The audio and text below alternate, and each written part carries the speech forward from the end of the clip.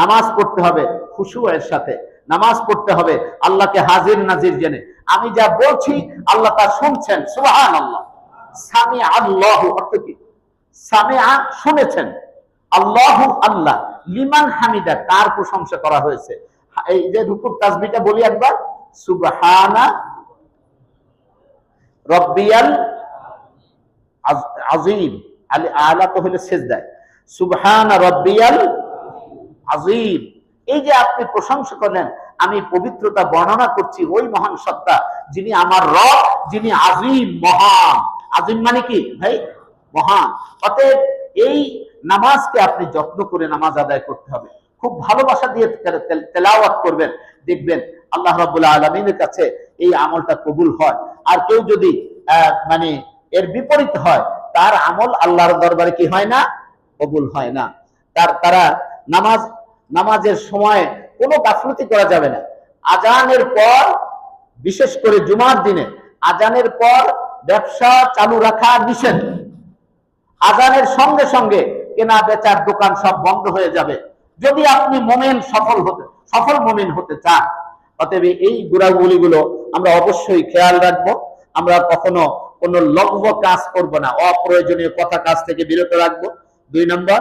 3 নম্বর, সকল কাজ বিশেষ করে যাকাত হিসাব নিকাশ করে পরিচ্ছন্ন পদ্ধতিতে আমি এটা মানার চেষ্টা করব। 5ম হলো লজ্জাস্থানের হেফাজত করব। এই 5মটার ব্যাপারে নবীজি বলেন, যে ব্যক্তি 2 চোয়ালের মাঝে যা আছে আর 2 পায়ের মাঝে যা আছে, এই 2টা জিনিসের হেফাজত করে, আমি নবী তার জান্নাতের গ্রান্টার হয়ে গেলাম। সুবহানাল্লাহ। সম্মানিত হাজিরিন, এরপরে এই বৈধ প্রক্রিয়ার বাইরে অন্য কোন প্রক্রিয়ায় যদি কেউ তার যৌন শক্তি চরিতার্থ করে, তাহলে আল্লাহ তাআলা তাকে বলেন এরা সীমা লঙ্ঘনকারী। সীমা লঙ্ঘনমূলক কোন কাজ কোন মুসলমান করতে পারে না।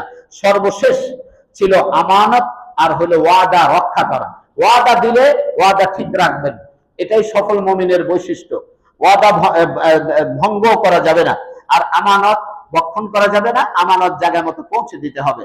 অনেকের ভাই মরে গেছে, সন্তান রেখে গেছে, তাদের সম্পত্তির উপরে আপনার মানে বদনজর পড়েছে, কিভাবে ওটা লুটে পুটে খাবেন? হ্যাঁ, খেতে পারেন, খান, অসুবিধা নাই।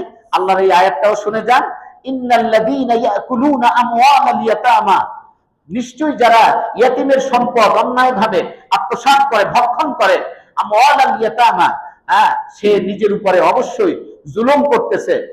আর হলো তার পেটে কিছুই ঢুকছে না, যা ঢুকছে তা হলো জাহান্নামের আগুন, আগুন, আগুন।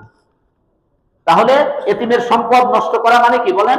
আত্মসাৎ করে নিজে ভোগ করা, পেটে ঢুকানো, মানে আপনার পেটের মধ্যে জাহান্নামের আগুনের গোলা ঢুকালেন। কেউ যদি চান এরকম আমানতের খেয়ানত করতে, তাহলে আপনারটা আপনি বুঝেন, এই আগুনের গোলা যখন পেটের ভিতরে ঢুকবে তখন অবস্থাটা কি হবে। সম্মানিত হাজিরিন, আজকে এই গুণগুলো যারা অর্জন করবে তাদের জন্য রয়েছে চিরস্থায়ী জান্নাত, জান্নাতুল ফিরদাউস। আল্লাহ তাআলা এই 8টি গুণাবলী সূরা আল মুমিনুনের এই 8টি গুণাবলী আমরা যেন সবাই অর্জন করতে পারি। সবাই বলি আমিন। ওয়া আখির দাওয়ানা আনিল হামদুলিল্লাহি রাব্বিল আলামিন।